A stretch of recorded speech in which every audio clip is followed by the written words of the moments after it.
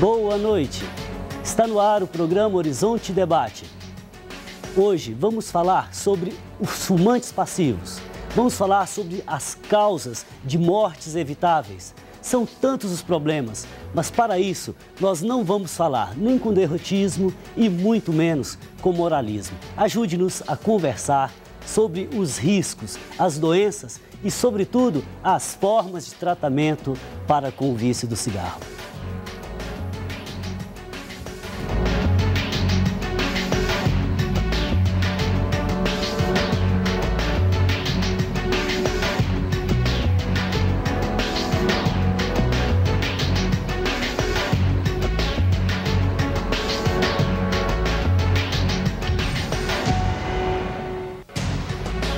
Participam conosco hoje o psicólogo clínico, supervisor terapêutico da Fazenda Caná, Cláudio Martins, o médico oncologista da Oncomed BH, Leandro Ramos, e o psiquiatra, membro da CONTAD, Comissão do Controle do Tabagismo, Alcoolismo e Outras Drogas de Minas Gerais, Valdir Campos.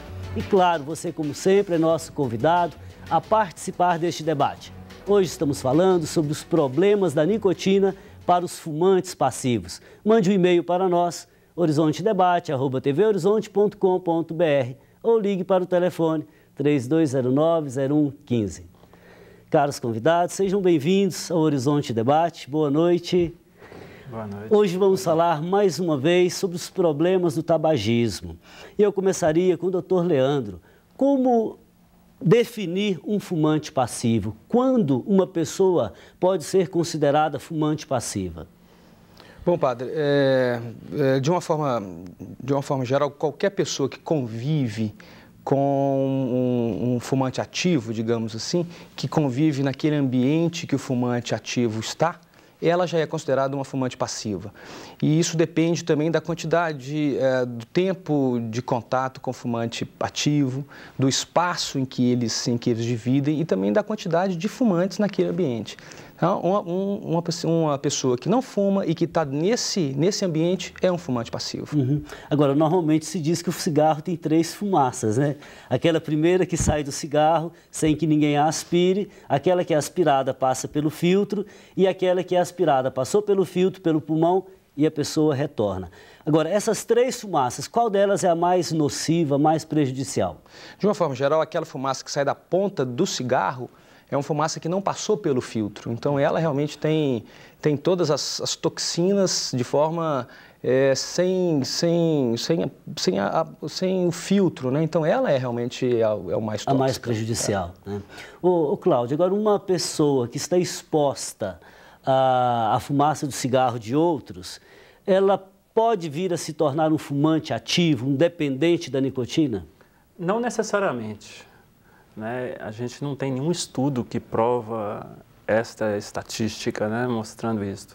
O que a gente percebe é que cada pessoa vai reagir de maneira diferente a esta fumaça.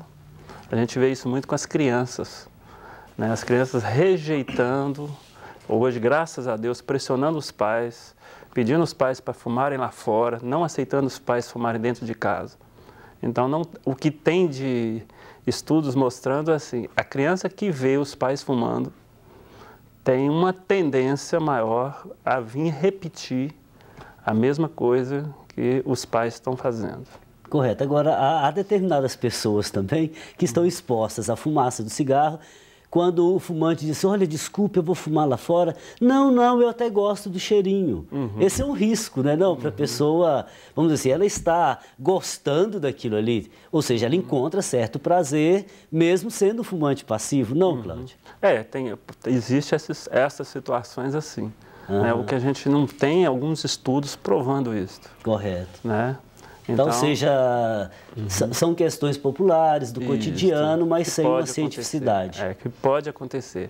Mas hoje, graças a Deus, a gente está percebendo que a maioria das crianças, né, eu já vi casos de pais pararem de fumar por causa da pressão das crianças. A gente vê isso muito nas palestras que a gente dá em escolas, quando a gente fala dos malefícios do cigarro. Quando termina a palestra, os meninos chegam para a gente e falam, como é que a gente faz para meu pai e minha mãe parar de fumar? Né? Eles estão pedindo, né, orientação. Correto, nós vamos falar disso no decorrer do programa.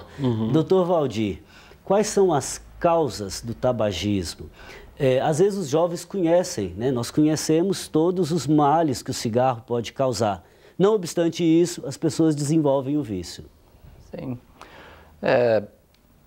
O tabaco, né, ele é responsável por diversas doenças, mas assim, os principais motivos, então, ou causadores do tabagismo seria principalmente a questão da própria propaganda mesmo e da divulgação.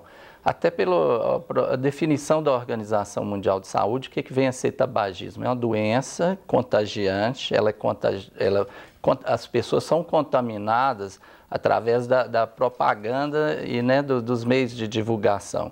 Então, a indústria usa muito disso para poder, como estava falando, né, com o Cláudio, no sentido a fumaça ser agradável.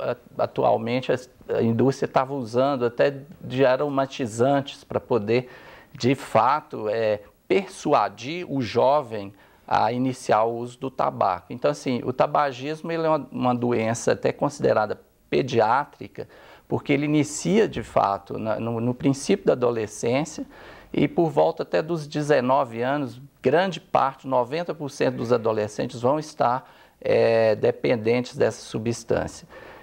Em relação à fumaça também, né, que nós estamos falando do tabagismo passivo, é bom frisar que a fumaça, essa fumaça que nós consideramos a poluição tabagística ambiental, essa que sai de fato da évola, da ponta do cigarro, ela tem 50 vezes mais nicotina do que a própria fumaça que é puxada pelo cigarro, pelo fumante. Então, as pessoas ficam susceptíveis, de fato, ao grande risco de se tornarem tabagistas. Mas um dos principais também motivadores para se tornar o tabagista seria o modelo, né? Quer dizer, a pessoa vê os pais e aprendem aqui, de certa forma, a fazer o uso do cigarro. Tem esse motivador também, né, dos pais, a propaganda, os pais, ou a própria influência dos colegas também, dos pares, são responsáveis pelo tabagismo. Agora, o senhor se referiu ao tabagismo como uma doença segundo a Organização Mundial da Saúde.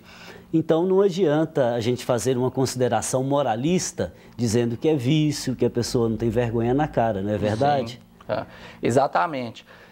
Isso é bastante importante porque nas campanhas, ou até mesmo quando a gente tenta, né, trabalhar a questão do tabagismo, é deixar claro que nós não estamos contra a pessoa o tabagista em si, mas em relação à doença, que é uma doença que causa pelo menos 25 tipos de outras doenças, todas são causas, inclusive, de mortes, né? Problemas pulmonares, cardíacos, enfim, problemas de hipertensão arterial. Então, é uma doença que, de fato, a gente está no combate a uma doença e não a pessoa que faz uso dessa substância. Entendido. Doutor Leandro, falando em doenças, quais são aquelas que estão diretamente relacionadas com o uso do tabaco? Na verdade, realmente o tabagismo é uma doença que gera outras tantas doenças. A gente pode dividi-las, padre, mais ou menos em 3 aspectos. Doenças malignas, que são os cânceres, dos mais diversos cânceres, cânceres de pulmão, da região da boca, do esôfago, até mesmo da bexiga. A bexiga pensa-se que não, está longe, não tem fumaça, mas também é um sítio muito frequente de câncer relacionado com o tabagismo. São também as doenças cardiovasculares, é um grande alvo realmente do cigarro, são doenças coronarianas, derrames cerebrais e também as doenças pulmonares crônicas, que a gente chama bronquite, enfisema, asma. Então, dentro dessas 3 grandes grupos, aí que se enquadra o número de mortes e as morbidades causadas pelo cigarro. Agora, sabendo de todos esses riscos, todas as doenças, Cláudio, por que é tão difícil parar de fumar? São 2 os fatores, né, que pelo menos eu chamo, são mais importantes a gente falar aqui.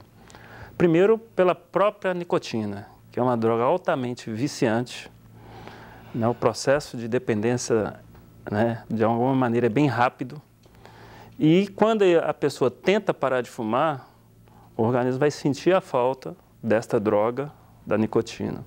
Para você ter uma ideia, o poder viciante da nicotina, experiências feitas em laboratórios, eles injetaram uma determinada dose de nicotina num sujeito experimental, né, no ratinho, e a mesma quantidade de cocaína em outro ratinho.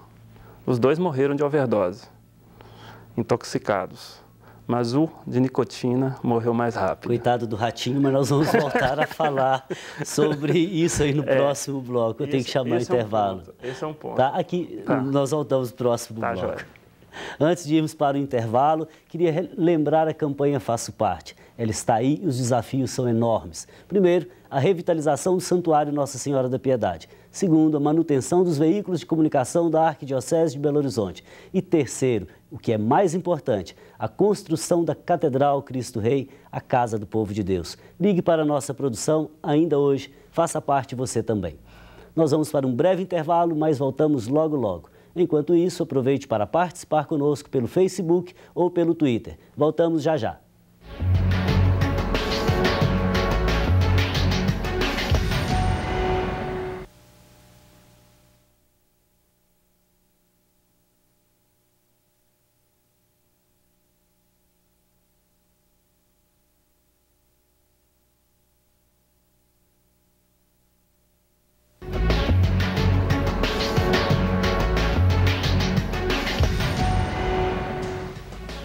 Estamos de volta, hoje falando sobre o tabagismo passivo. Você mora ou trabalha com alguém que é fumante? Então mande um e-mail para nós, horizontedebate@tvhorizonte.com.br ou ligue para a nossa produção 3209-0115. Retomando a pergunta do bloco anterior, Cláudio, você falava por que é tão difícil parar de fumar. Você já tinha dito que uma das causas é a própria nicotina, que é altamente tóxica e causa dependência. Isso. Um outro aspecto que é muito importante a gente ressaltar é que as consequências sociais do cigarro são menores do que das outras drogas. Então, dificilmente você vai ver uma esposa separando de um fumante por causa do cigarro. Em relação ao álcool, em relação à cocaína, ao crack, à maconha, isso é extremamente comum. Então, dificilmente você vai ver um fumante perder o emprego por causa do cigarro.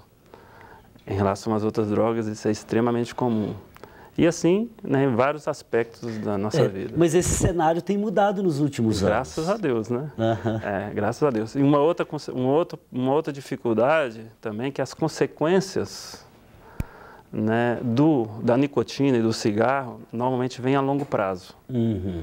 Enquanto que as outras drogas, essas consequências costumam vir bem mais rápidas. Você quer dizer que o sujeito começa fumando, vai aumentando, e as doenças aparecem anos depois, às vezes décadas. Né? Eu costumo dizer que o cigarro é a droga mais traiçoeira que existe, porque quando ela mostra o cartão de visita, o sujeito já teve uma parada cardíaca, né? Já teve um derrame, já teve um câncer, né? Está com câncer. Então, e aí já é tarde demais, né? Doutor Valdir, eu queria comentar sobre essa mesma pergunta. Por que é tão difícil parar de fumar?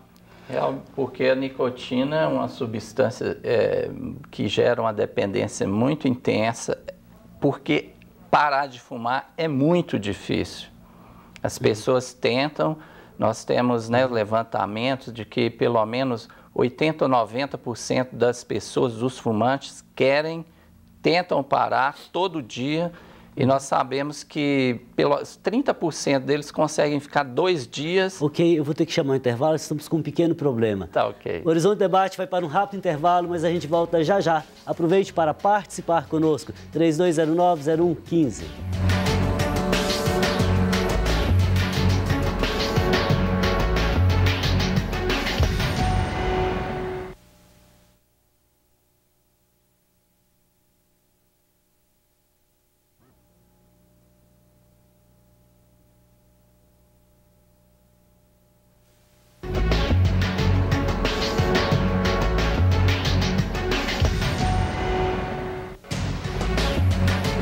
Fumantes passivos, este é o tema do Horizonte Debate de hoje.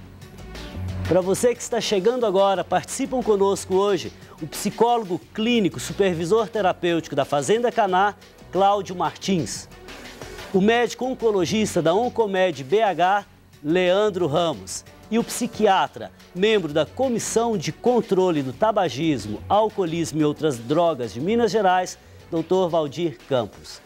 Caros convidados, após um pequeno problema técnico, nós retomamos o nosso debate. Então, nós falávamos por que é tão difícil parar de fumar. E o doutor Valdir estava fazendo as suas considerações, né? E eu acrescento agora, doutor Valdir, qual que é o melhor caminho para uma pessoa parar de fumar? Primeiro, tem que realmente querer, né? Tem que ter vontade. Como eu estava falando no bloco anterior, parar de fumar é muito difícil, né? A maioria das pessoas tentam, 30% consegue ficar 2 dias sem fumar e pelo menos 5% consegue ficar 1 ano, que tentam por si mesma parar de fumar. 5% conseguem ficar 1 ano sem fumar. Então, a grande maioria não consegue mesmo, porque é muito difícil. Então, a primeira coisa é a pessoa se conscientizar mesmo de que existe uma doença, que é o tabagismo, e que ela precisa tomar uma decisão, e essa decisão não pode ser protelada, como é feito constantemente pelo fumante, né? Deixa para amanhã eu faço isso, e assim por diante. E tem que tomar essa decisão, né? Eu vou parar de fumar, e aí sim, aí ele pode buscar uma ajuda especializada, que diante de um profissional ele vai poder motivar essa pessoa a tomar essa decisão de querer parar de fumar. Quando o senhor fala em profissional, o senhor fala no médico, um psicoterapeuta? No psicólogo, okay. Ou mesmo uma pessoa, um aconselhador, inclusive, né, que trabalhe nessa área, que trabalhe com tabagistas, ele pode aconselhar essa pessoa. As pesquisas têm mostrado que um aconselhamento de 5 minutos aumenta assim, a chance da pessoa largar o cigarro.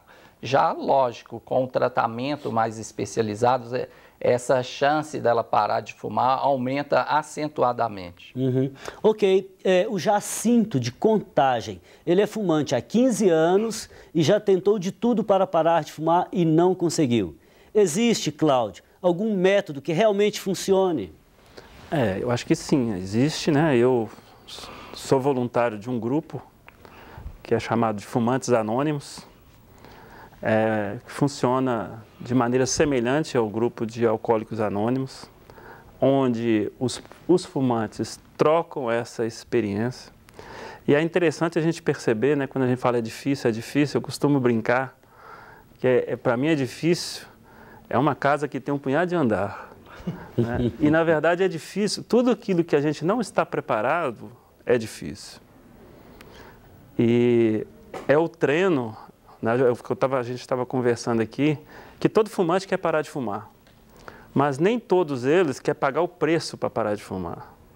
Então, é muito comum as pessoas... Que preço é esse? É um sentimento de perda? É perda de prazer ou é ganho de qualidade de vida? Como que é? Eu acho que é a dedicação para parar de fumar. É uma disciplina. É o treinamento. Tá. Então, tudo na vida, né, eu faço a comparação com dirigir. Para quem não sabe dirigir é muito difícil. Uhum. Mas ele tem que treinar para conseguir aprender a dirigir. Uhum. Ok, o doutor Valdir está querendo uma parte, por favor. É importante ressaltar o seguinte, o tabagismo ele tem 3 mecanismos responsáveis pela instalação do tabagismo, que é uma questão relacionada ao aspecto biológico, quer dizer, a pessoa ela tem uma dependência da nicotina, quando ela tenta parar ou diminuir ou parar de fumar, ela vai sentir os sintomas da abstinência, que é o mal-estar que ocasiona quando ela tenta, né, com esse comportamento. O outro seria, ela fuma porque ela tem alguma questão de alguma gratificação por aspectos psicológicos, como está triste ou está ansiosa, ela fuma para amenizar esses sintomas, e o outro seriam os condicionamentos, quer dizer, ela relaciona o cigarro com algumas atividades que, por exemplo, para ela associa que traz prazer, né? Então, por exemplo, vai para o carro, aí tem que acender o cigarro. Vai para o computador, tem que acender o cigarro. Tirando, o tratamento para isso é baseado, de fato, num tratamento combinado. Quer dizer, medicação para tratar esses sintomas de abstinência, para que a pessoa possa sentir o mínimo possível esse descondicionamento da nicotina e depois sim modificar o comportamento através de técnicas que ela possa modificar a forma dela pensar, a forma dela comportar, enfim, mudar o estilo de vida. Então, por isso que, assim, parar de fumar é difícil, mas tem possibilidade para a pessoa, de fato, parar, basta querer. Agora é importante dar o primeiro passo, né? Exatamente. Ok, Jacinto, obrigado pela sua participação. Olha aí, Jacinto, o Milton, do bairro São Paulo, ele diz que tem 10 anos que não fuma mais. As Irmandades de Autoajuda, Fumantes Anônimos, por exemplo, ajudam e muito. Doutor Leandro, o senhor está aí caladinho, né? Nós falávamos das doenças que o vício do cigarro, a nicotina e todas as substâncias podem trazer, né? Além do câncer de pulmão, um fumante passivo pode desenvolver também as mesmas doenças de um fumante ativo? Pode sim, padre.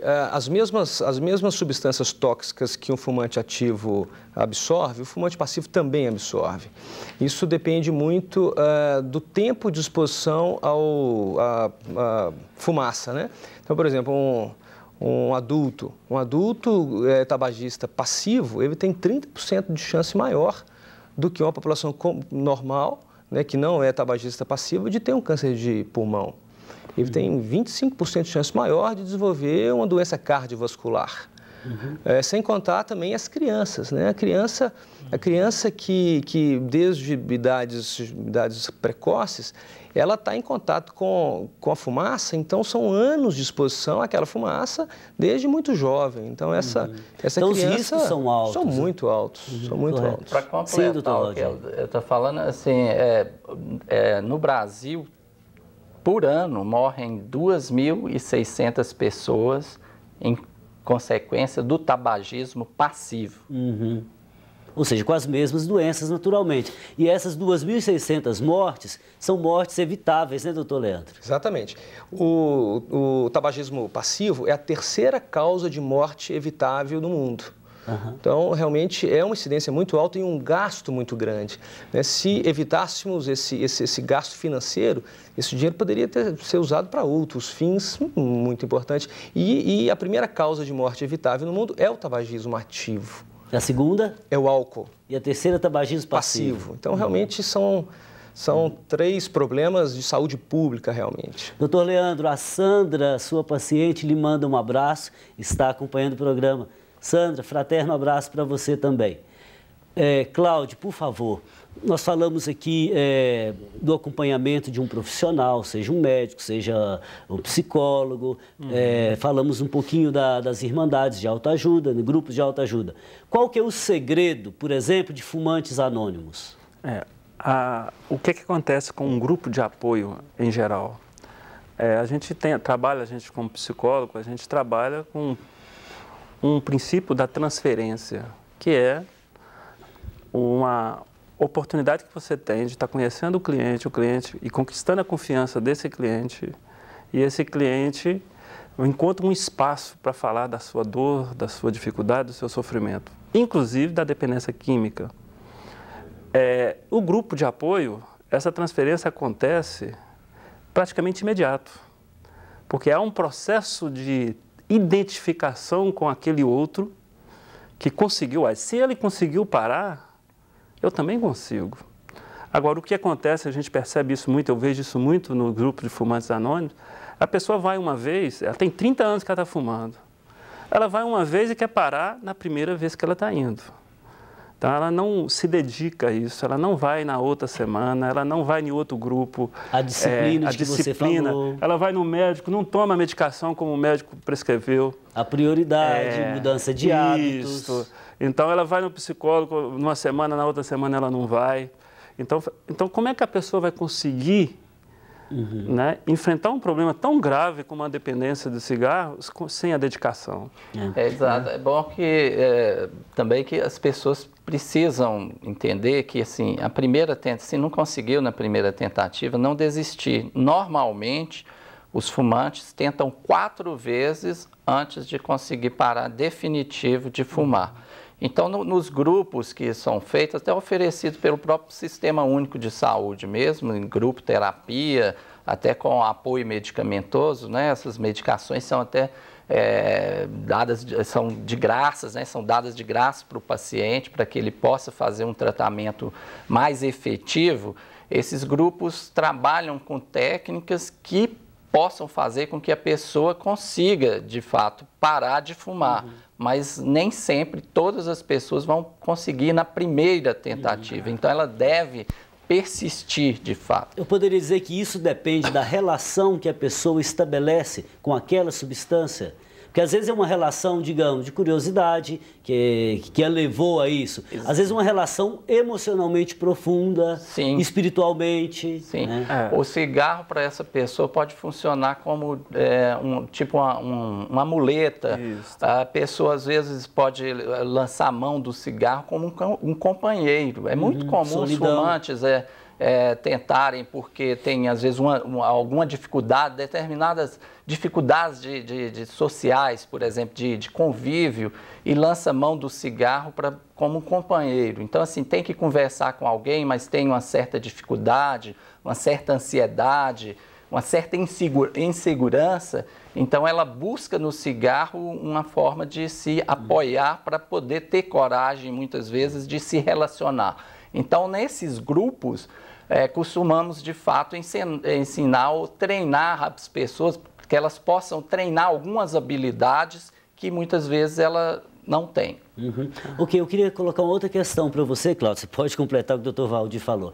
É o seguinte, normalmente um toxicodependente, ele mente muito. Não, eu estou fumando pouco, não, são só 3 cigarros. Não, já diminui bastante. Ele mente muito. Eu queria saber por que isso e se de fato, vamos dizer assim, ele está tentando mascarar ou driblar a dependência. Isso faz parte do processo da negação da doença. Então, qual é o sonho de todo dependente químico? Não é parar de usar. É qual? É diminuir o uso. Ou seja, um uso racional, moderado, o uso social da droga. Esse é o grande objetivo de todo dependente químico, inclusive do fumante. Só que isso é uma fantasia, porque o processo da dependência, ele é progressivo. Então, ele vai fazer isso, né? Ele vai diminuir, às vezes até diminui mesmo por um tempo. Curto. Um tempo curto, quando assusta, você está usando a mesma quantidade e às vezes até mais, né, do que ele fumava antes. E eu acho que é importante, eu gosto muito de usar uma comparação para ajudar aqueles fumantes que estão tentando parar e não estão conseguindo. Eu gosto de fazer a comparação com a criança que está aprendendo a andar. A criança que está aprendendo a andar com 1 ano de idade, dificilmente ela vai andar na primeira tentativa. Ela vai ter que cair algumas vezes. E quando ela cai, ela tem 2 alternativas. Ou vai ficar engatinhando o resto da vida, ou se levanta. Ou vai tentar de novo andar. Né, o Dr. Valdir falou ali da muleta, e realmente é uma muleta, né, existencial para aliviar a dor de existir. Tem um problema emocional ali por trás do dependente químico. Então, o que acontece? Quando você tira a muleta dele, ele vai ter que aprender a andar sem a muleta. Correto. Entendido. Então, a comparação é muito interessante. Ou seja, não é vergonha se a pessoa recaiu, ela tem que recomeçar. Tem que tentar. Aliás, Cláudio, na nossa vida, faz parte da nossa vida recomeçar. Isso. A cada dia nós tomamos banho, almoçamos, recomeçamos tudo de novo. E o que é mais interessante, desculpa estar te interrompendo, o que é mais interessante... que não, o convidado aqui é você. A primeira vez que a criança cai, não foi em vão aquela tentativa. Ali ele desenvolveu a coordenação motora, a musculatura, os reflexos. Faz parte do processo dela de aprender a andar, dar os primeiros passos e cair. É a mesma coisa o fumante. Cada recaída dele faz parte do processo dele para ele conseguir alcançar a sobriedade. Né? Então, é uma construção. Então, por isso que é importante ter o médico, ter o psicólogo, ter o grupo de apoio, para ter este apoio nesse momento esse da recaída, suporte, né? porque dói, o cara fica, né, a pessoa fica um mês. Claro, depende um pouco da criação da pessoa, porque se a gente está acostumado a saber-se limitado, histórico, finito, pecador e etc., não é uma queda que vai tirar o sentido da minha vida. Isso. Né? Toda sim, mudança, né, ela é geradora de estresse. Então, de fato, né, quando você vai tomar uma decisão, né, qualquer decisão na vida, inclusive a decisão de parar de fumar, mas qualquer decisão, é comum que o ser humano ele fique num estágio que nós chamamos de ambivalência, quer dizer, devo ou não devo, quero, mas não quero ao mesmo tempo. Então, esse exercício de persistir numa meta, ele é muito importante. Então, assim, vai passar por esses momentos mesmo, vou querer, não quero, mas tem que tomar essa decisão, uma hora vai ter que tomar essa decisão. Ou por bem ou por mal. Doutor Leandro, por favor.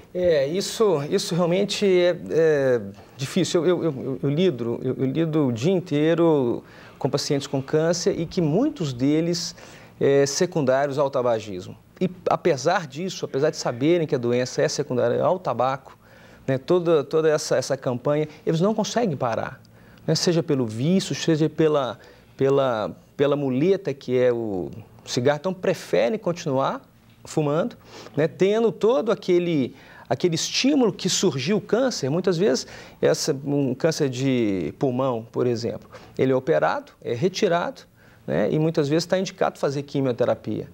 Então, se o paciente continua fumando, ele sabe que aquele cigarro é um estímulo à doença voltar. Né? O estímulo que surgiu a doença, ele perpetua esse estímulo. Mesmo assim, paradoxalmente, irracionalmente, ele continua fumando. Ele continua fumando. Realmente eu acredito que isso venha muito dessa questão que a gente está colocando, da insegurança mesmo. Né? A pessoa, ela quer, na realidade, como eu falei, 90% dos fumantes querem parar de fumar. A grande questão é da insegurança e, de fato, outros fatores que envolvem nessa questão de continuar fumando. Um deles seria, de fato, a persuasão, através da própria propaganda, que é isso que a indústria sempre usa, para que a pessoa continue fumando e associando o cigarro com coisas que, assim, por exemplo, com pessoas importantes ou com situações bem-sucedidas. Então, isso é extremamente sedutor. E as pessoas têm que ter essa clareza. Doutor Valdir, além desse lado psicológico, o prazer do cigarro ele é mínimo, né? Ele aumenta batimentos cardíacos, pulsações de vasos, veias e artérias e nada mais do que isso. Um grande diferencial do cigarro, né, do tabaco para as outras drogas, é que de fato ninguém fuma um cigarro e sai por aí jogando pedra, né? De fato, o cigarro ele não ocasiona essa alteração a nível mental. O grande problema dele são os prejuízos físicos, diferente, por exemplo, de outras drogas como o crack, né, que a pessoa pode ter inclusive um quadro psicótico, um quadro grave psiquiátrico por causa do uso dessa droga. Mas no cigarro em si não. Ele é um estimulante, de fato a nicotina é um estimulante, mas é um estimulante que, vamos dizer assim, dá para um certo controle. A pessoa não perde a crítica dela porque está fumando. Os grandes prejuízos são advindos de fato do problema físico e, no caso, de problemas até psiquiátricos mesmo, depressão, ansiedade. São os principais, né, as principais doenças associadas ao tabagismo. Ok, obrigado. Vou chamar o intervalo e volto com o Cláudio, depois do doutor Leandro. O Horizonte Debate vai para um rápido intervalo, mas voltamos logo, logo. Não saia daí, é rapidinho.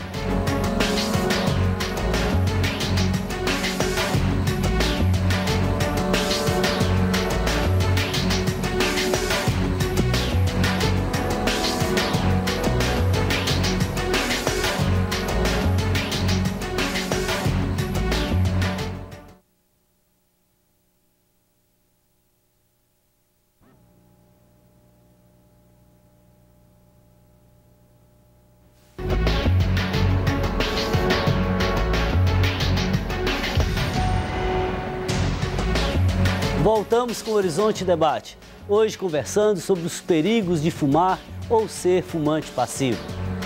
E aqui chegaram algumas perguntas, alguns comentários. Primeiro deles, a Betânia do Sagrada Família, ela pergunta para o Dr. Valdir. Ela tem síndrome de ansiedade? e quer saber se ela consegue, de alguma forma, parar de fumar. Se a pessoa já tem alguma patologia, ou ansiedade ou depressão, isso nós chamamos de comorbidade, quer dizer, ela tem uma doença, uma depressão, ou ansiedade, vários tipos, ou mesmo um transtorno do pânico, agorafobia, enfim, transtorno de ansiedade generalizada, ela tem, e fuma, ela tem o que nós chamamos de comorbidade. Então, tem que se tratar as duas coisas simultaneamente. Como normalmente o tratamento do tabagismo, nós usamos um antidepressivo, inclusive, que é a bupropiona. É possível que, se a pessoa tiver uma depressão e é fumante, essa medicação ajude para as duas coisas. Agora, se ela já tem uma ansiedade, um pânico, existem outras medicações, inclusive antidepressivas, que podem ajudar a controlar essa doença, no caso, um transtorno do pânico, e aí sim, a pessoa partir para poder fazer um programa de recuperação, programa para parar de fumar, frequentar grupo, terapia e talvez até associação de alguma medicação que ela pode usar também, vamos supor, o próprio adesivo ou a goma de mascar, são algumas ajudas que a pessoa tem para minimizar os sintomas da abstinência, da falta do cigarro. Ok, Betânia, é isso aí, vale a pena lutar. A Darcy, do bairro Serra Verde, doutor Leandro. Ela diz, meu esposo fuma e ela fica longe, mas sente o cheiro. Ela quer saber se isso ainda faz mal para ela. Darcy, realmente, se o seu esposo fuma e você sente o cheiro, é sinal de que você está respirando, muitas vezes, a fumaça do cigarro. Então, isso é uma forma de tabagismo passivo. Resta saber há quantos anos que isso está acontecendo, né? Quanto tempo que você tem convívio com ele ou com outras pessoas que fumam e a proximidade dessa fumaça. Então, de uma forma mais leve ou não, isso é tabagismo passivo, sim. Ok, Darcy, todo cuidado é pouco. Muito obrigado pela participação. Sobre a fumaça, né, nós estamos conversando sobre tabagismo passivo, importante ressaltar que não existe assim, ambiente seguro da fumaça. A fumaça do cigarro, ela passa por tudo quanto é canto, né, vamos dizer assim. E a pessoa vai inalar aquela substância que, como eu disse, tem pelo menos 400 outras substâncias tóxicas. E nós comentamos, né, que a pessoa que é fumante passiva, ela também está sujeita às doenças, do câncer, problema, às vezes, alérgico, problemas de rinite, pode ter problemas relacionados com tosse, cefaleia, enfim, vários sintomas que estão associados com a fumaça do cigarro daquele que fuma. Correto. A Márcia, do Renascença, ela fumou por 10 anos e parou há 4 anos. Parabéns, Xará. Disse que parou sem ajuda e tratamento, só com a boa vontade. Cláudio, só a boa vontade funcionaria para a maioria das pessoas? Eu acredito que é para a minoria. Tá. Então a Márcia é uma privilegiada. É uma privilegiada. E provavelmente a Márcia deve ter passado por alguma experiência traumática com o cigarro, né? Algum diagnóstico de algum médico, ou mesmo alguns sintomas, que ela percebeu que o cigarro estava prejudicando e provavelmente ela encontrou uma ajuda... Serviu de um impacto. Serviu de impacto, que no AA chama de fundo de poço, e cada um tem um fundo de poço diferente. O fumante também tem o seu fundo do poço. O Cláudio está falando é muito importante. Muitas vezes esse é um grande motivador para a pessoa parar de fumar. Quando ela tem um choque, tem uma doença. Inclusive a gente até propõe que seja feito nos hospitais, diretamente com o paciente, porque nesse momento, muitas vezes ele está pronto até para tomar a decisão. Eu já vi um caso de um senhor, foi uma experiência bastante interessante lá na família de Caná, que ele tinha uma menina de uns 12 anos de idade e sempre a gente estava dando palestra lá, falava sobre o cigarro. A menina adorava as palestras, né, e tudo. E a menina passou de ano, o pai chegou para a menina e falou assim, minha filha, você pode escolher o que você quiser de presente de Natal que eu vou te dar. A menina falou assim, o que eu quero de presente de Natal é ver o senhor parar de fumar. E ele parou? E ele parou. Ele me contou isso 6 meses depois. Então, aquele foi o fundo do poço dele. Quando a menina dele, né, a filha dele, pediu, dizer que ele entrou para o quarto, ficou a noite inteira chorando, né? E agora eu... Ok. Normalmente, vamos dizer assim, o trabalho que vocês fazem em Caná, o trabalho que se desenvolve, por exemplo, nos grupos de FA, Fumantes Anônimos, e nós estamos passando aí para você, telespectador, vários endereços dos grupos aqui de Belo Horizonte, é um trabalho que eu diria assim, profundamente humano e profundamente irmão, tanto que eles se chamam companheiro, companheira, né? Ou seja, ninguém está julgando ninguém, pelo contrário, se dão as mãos e isso serve de muita força, né? Doutor Leandro, a regra mais importante para prevenir o câncer é parar de fumar. Quando seus pacientes, por exemplo, que ainda não têm câncer ou estão desconfiados e etc., foram aconselhados a procurar um oncologista, são fumantes, o que o senhor aconselha para eles? Bom, padre, de todas as dicas, as orientações contra o câncer, de prevenção, é isso mesmo. Sem dúvida nenhuma, a primeira, a mais importante é o cigarro. Parar de fumar. E para isso tem que ser feito todo o esforço, porque como a gente percebe, tudo que foi discutido e a mídia toda mostrando, o cigarro realmente é um problema de saúde pública e relacionado a inúmeras doenças. Então, muitas vezes, alguns parentes de pacientes que têm câncer relacionados com cigarro, isso é o fundo do poço para eles, conforme o Cláudio falou. Eles param por ver o pai ou o irmão com doença relacionada ao cigarro, né? E é comum também algumas pessoas procurarem um oncologista sem câncer, mas porque fumam. E porque fumam e querem fazer um check-up, fazer uns exames de rotina para ver. E aí, quando não tem nada, continuam fumando. Muitas vezes a gente faz esses exames, não tem nada, e eu recomendo que certamente que pare e que volte, né? Mas é raro voltar. Então, mas muitas pessoas continuam até fumando. A gente tem que ter essa atenção, a associação do cigarro com quadros depressivos. O tabaco é um antidepressivo natural? A nicotina é um estimulante. Então, a pessoa, quando ela usa nicotina, ela sente um bem-estar, assim como todas as outras drogas. Senão, ninguém usaria isso aí, não, né? Essas substâncias. De fato, elas agem num local do cérebro que é responsável pelo prazer. Então, ela libera lá a dopamina, que é um estimulante relacionado ao prazer. Só que esse prazer é imediato, é um prazer que passa rápido. Então, ela tem que fumar o próximo cigarro ou usar a próxima droga. Então, como estava durante o programa, a gente comentou também, assim, existe o empenho da pessoa porque a droga é muito desproporcional. Cigarro e drogas geram um prazer imediato, que não tem mais nada que gera tão rápido assim. E você, para poder fazer alguma coisa na vida, para você, né, progredir, você precisa de empenhar. E isso demanda tempo, disciplina. Construção. Exatamente. Então, as pessoas têm que estar baseadas assim, muito fortes. Tá. Veja bem, o nosso tema é fumantes passivos. Então, o Cláudio quer uma parte e eu coloco uma pergunta para você, que o programa está indo para o final, Cláudio. Como, por exemplo, se proteger não sendo um fumante passivo sem se tornar inconveniente, moralista ou chato?